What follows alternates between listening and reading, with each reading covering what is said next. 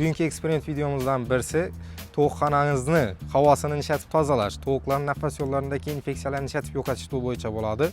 Buning uchun bizga adnaqlariskiy yod kerak bo'ladi. Ko'pchilik bu adnaqlariskiy yodni nishatib foydalanaman, nishatib tutataman degan savol beradi. Bu narsani oddiy alyumin bilan reaksiyaga kirishadi.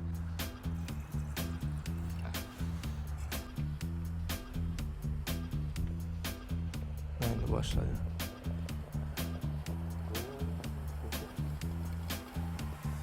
Taza qo'yaman, qaynaydi bu. Qo'lim pishiradi bu meni.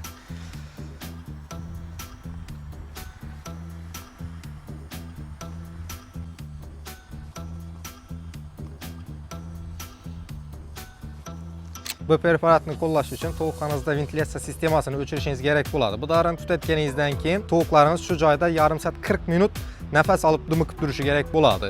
Ana undan keyin xonani shamollatib, tovuqlarni toza havoga chiqarsangiz bo'ladi. Buning foydali videolar sizga kerak bo'ladigan bo'lsa, bizning kanalimizga obuna bo'lib qo'ying.